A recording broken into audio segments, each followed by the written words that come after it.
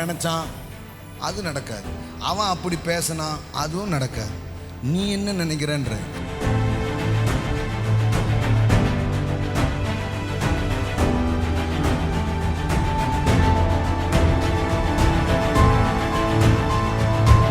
யோசேப்பு சொல்றான், நீங்கள் எனக்கு தீமை செய்ய நினைத்தீர்கள், உன் நினைப்புல அவர் தீய வச்சு. ஆமென். நீ என்னடா நினைச்ச என்ன பத்தி? தீமை செய்ய நீ நினைச்ச, ஆனா என்ன கர்த்தர் அரசனாக்கி அதிபதியாக்கி வாழ வச்சு பார்க்கும் திட்டங்கள் அவரிடத்திலே உண்டு. ஆமென். யோசிச்சு பாருங்க. அதனால அவன் அப்படி நினைக்கானே, அவன் அப்படி பேசுறானே, என்னெல்லாமோ தான் நினைச்சாங்க. அவன் நினைச்சது ஒண்ணுமே நடக்கல. அகிதோப்பேலின் ஆலோசனைகளை அதமாக்கி போட்டான்.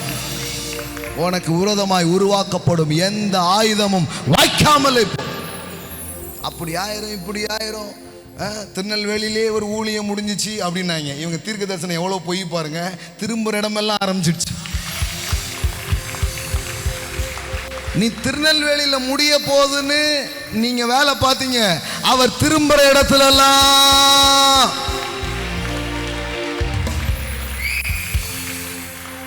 ஆமென்.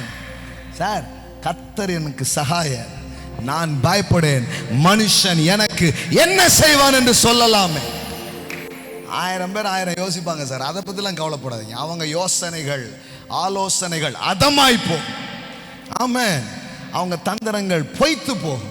ஆனா நீங்க கர்த்தருக்குள்ள, நான் நினைச்சேன் நீங்க இவ்வளோ பேர் எதிர்த்து வந்து எனக்கு பண்ணா கூட என் முடி கூட விழாதுன்றது எனக்கு தெரியும். ஆமா, அப்பவே நான் பார்த்தேன் சார், இனிமேதான் பெரிய மகிமை காத்திருக்கிறது, இனிமேதான் பெரிய பெருக்கம் காத்திருக்கிறது. இவ்வளவு நெருக்கம் வருதுன்னா ஒரு பெரிய பெருக்கத்துக்குள்ள கர்த்தர் கொண்டு போகிறான். அப்போ அவன் அப்படி நினைச்சான், அது நடக்காது. அவன் அப்படி பேசினா, அதுவும் நடக்காது. நீ என்ன நினைக்கிறன்ற, நீ என்ன பேசுறன்ற.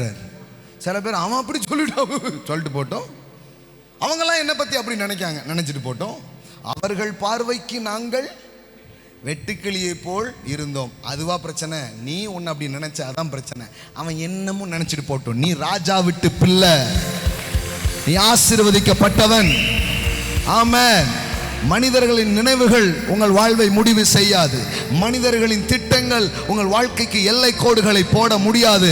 உங்களை அழைத்தவர் உண்மையுள்ளவராய் இருக்கிறார். வாக்குத்தத்தம் பண்ணினவர் அதை நிறைவேற்ற வல்லவராய் இருக்கிறார்.